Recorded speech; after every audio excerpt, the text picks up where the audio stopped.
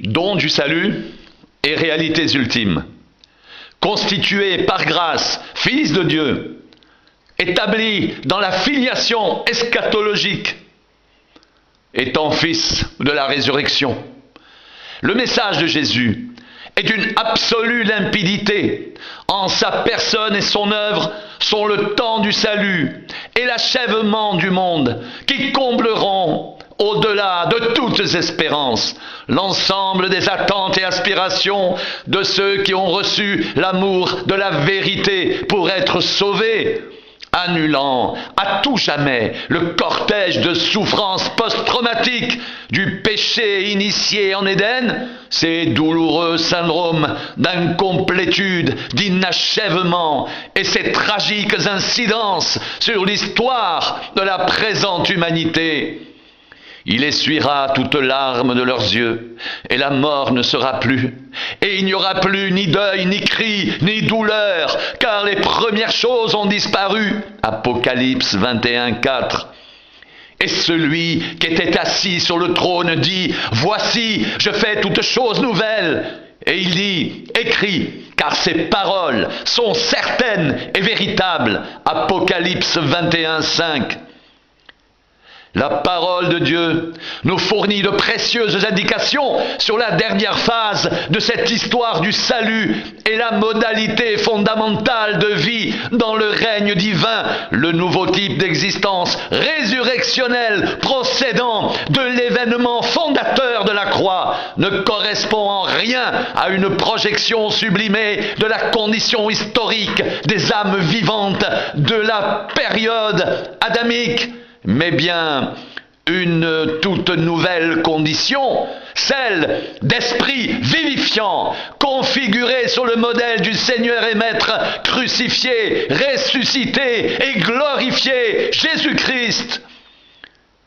Ceux qui seront trouvés dignes d'avoir part au siècle à venir et à la résurrection des morts ne prendront ni femme ni mari, Luc 20, 35, car ils ne pourront plus mourir, parce qu'ils seront semblables aux anges, et qu'ils seront fils de Dieu, étant fils de la résurrection. Luc 20, 35. Cette nouvelle condition, super mutagenèse dirigée, fruit de l'ingénierie de l'amour divin, induit de nouveaux critères d'appartenance, de référence, d'identité, de conformité, de consubstantialité propre à ce type résurrectionnel messianique d'existence. Ce que tu sèmes, ce n'est pas le corps qui naîtra, c'est un simple grain de blé peut-être, ou de quelque autre semence, puis Dieu lui donne un corps comme il lui plaît. À chaque semence, il donne un corps qui lui est propre. 1 Corinthiens 15, 37, 38. Ce qui est spirituel n'est pas le premier, c'est ce qui est animal. Ce qui est spirituel vient ensuite. Le premier homme tiré de la terre est terrestre, le second homme est du ciel. Tel est le terrestre, tels sont aussi les terrestres, et tel est le céleste, tels sont aussi les célestes. De même que nous avons porté l'image du terrestre, nous porterons aussi l'image du céleste. 1 Corinthiens 15, 46, 49. Dans cette nouvelle et éternelle dimension, Dieu est roi, adoré dans le nouveau temple par les rachetés qui ont tout loisir pour l'admirer, le contempler et le servir. Voici le tabernacle de Dieu avec les hommes. Il habitera avec eux et ils seront son peuple. Et Dieu lui-même sera avec eux. Apocalypse 21, 3.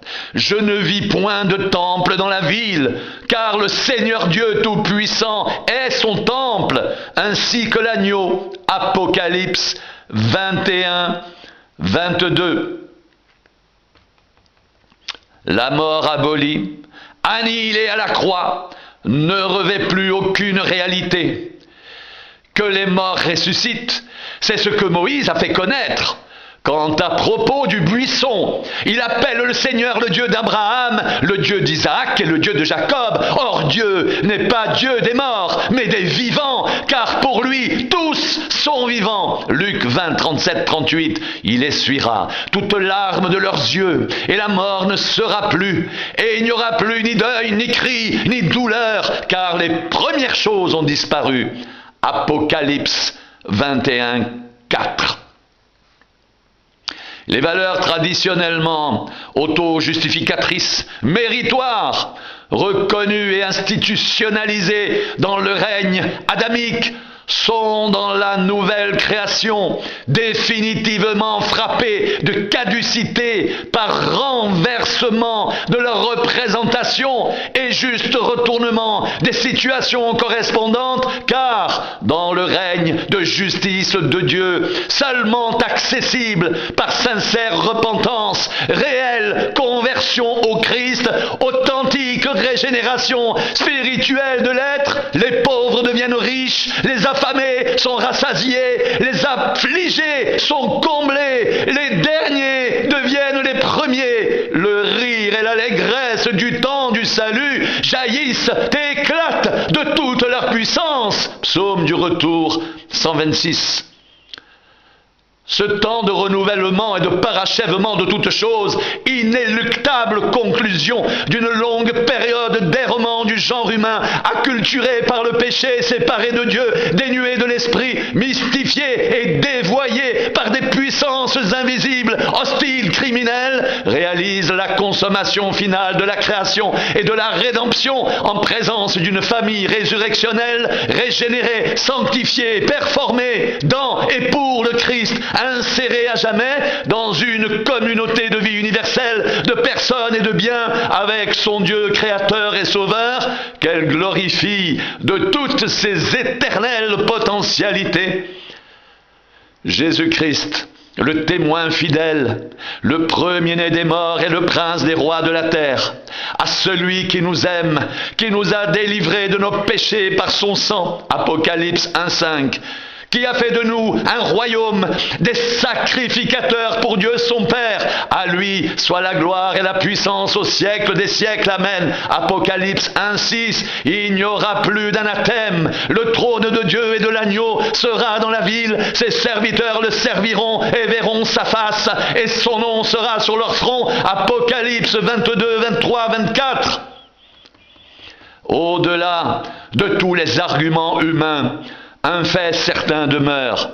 Il n'y a de vie que dans le royaume de l'Éternel. Le retour à Dieu est une résurrection d'entre les morts, car quiconque reconnaît et accueille en Christ son Rédempteur triomphe du péché, du monde et de la mort. Christ est en lui l'espérance de la gloire.